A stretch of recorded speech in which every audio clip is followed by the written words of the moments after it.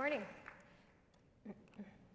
So we're located in western Wisconsin, very kind of close east of the Twin Cities metro area. It's a beautiful, beautiful part of the country. But if you look at what's going on in western Wisconsin, and thank you, Dr. Harding, for bringing up the social determinants of health. We all know that our ultimate goal is to swim upstream. I keep thinking of myself as a giant salmon, kind of all of us trying to jump upstream and that's spawning. And it's so much work and it's so hard. And how do we get at those social determinants of health that we know if we can address those issues, we will dramatically lower the cost of health care across the country, and of course, most importantly, people will live so much better lives. So in addition to the social determinants of health, in western Wisconsin, and all of you are doing your community health needs assessments every few years. In our area, we do it regionally, a couple of counties, a handful of hospitals, all the players. And what do you suppose we have found out? What do you suppose are the top three? Top three issues in Wisconsin to improve the health of the communities. What would you think? Somebody say obesity, overweight? Yep, 40%. 40% of the people who live in Wisconsin are overweight. Costs billions, not millions, billions in healthcare costs every year. Mental health. More than anything, we are depressed. Depression is on the rise. Depression is getting younger and younger. More and more children are dealing with depression.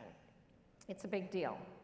And for us, and last but not least, alcoholism, substance use disorder. We have meth, we have opioids, we have heroin, we have all those things, but in Wisconsin, it's still alcohol. And how big a problem is it? When you look at binge drinking, in Wisconsin, they estimate the cost of binge drinking is $3.9 billion every year. It costs us, it costs the state, it costs businesses, $3.9 billion every year. Binge drinking. Nationwide, you have about 16% of adults say they binge drink. That means that you regularly have more than 5 drinks in a row. If you're a man, 4 drinks in a row if you're a woman. In Wisconsin, that average is 24%. More startling, if you just look at the age group of people who are between 25 and 44, those are the people who are raising the next generation of children, that statistic in Wisconsin is 35%. 35% of adults are binge drinking and raising their kids at the same time. Nationally, that number is 23%, so quite a bit lower.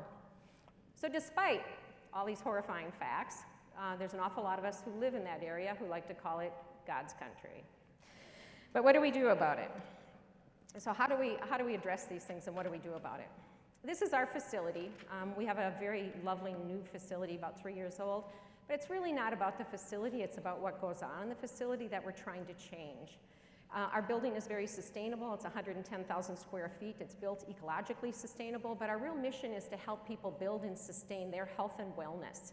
We're trying to create a blue zone thinking, where the healthy thing to do is the easy thing to do. You can't buy bad food in this place. That's the picture of the eatery. It's all good food, and we could tell you how to do that very financially, economically. But helping people be healthier. We don't serve soda in our building. You can't buy it there. It's poison, in case you don't know. It's bad for you. Our mission, to build a healthier tomorrow. Our vision, imagine a healthier tomorrow. Our values are care, innovate, and sustain. We know that we can't be everything to everybody, but we can be a regional leader in health and wellness. We can be your first stop and best partner for acute care services, and we can be a leader in excellent, holistic management of chronic disease. We are a lot like a lot of you in this room. We're small, we're independent, we employ about 350 people, but even with that, we are one of the largest employers in town. Our revenue, about $71 million. We're a critical access hospital and a provider-based multi-specialty, and focus on multi-specialty rural health clinic. That means that we are, of course, cost-based reimbursed for Medicare and Medicaid on our clinic side. I believe it was Teddy Roosevelt who said, "Do what you can with what you have, where you are." And so what we're trying to do is leverage the living heck out of our status as a rural health clinic and a critical access hospital to make good things happen in our community. The 3 that I'm going to tell you about today are how we provide behavioral health services in our rural health clinic and how we're making that work financially, how we're providing geriatrics to nursing homes, and coming soon, we will be providing substance use disorder services in the rural health clinic and the critical access hospital, and we are not losing money on any of these ventures. So in a rural health clinic, a visit is defined as a medically necessary face-to-face encounter between a physician, nurse practitioner, physician assistant, midwife, clinical psychologist, or a clinical social worker, master's prepared, and a patient. So here's our information on our behavioral health.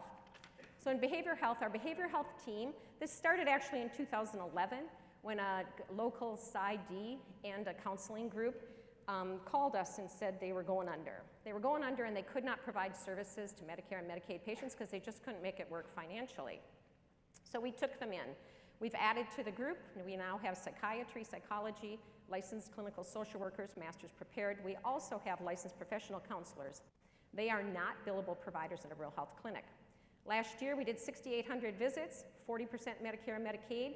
The financial impact of that was a positive swing about what we would have made as an independent clinic of $375,000. The impact on those Medicare and Medicaid patients, of course, priceless. Our geriatric services, we are getting paid rural health clinic rates for face-to-face visits by a qualifying provider in the clinic or the patient's home, which is a nursing home. We have physicians, geriatric nurse practitioners, and in 2019, we did 2,000 nursing home visits, 96% Medicare and Medicaid. The financial impact of that, a positive swing, $354,000. All the clinics in our area are getting out of nursing home care, including the large systems. We're getting into it. Last one, coming soon, substance use disorder. We're partnering with a major provider of substance use disorder services to provide outpatient services, intensive outpatient, in our rural health clinic and our critical access hospital, using providers that are reimbursable in those settings.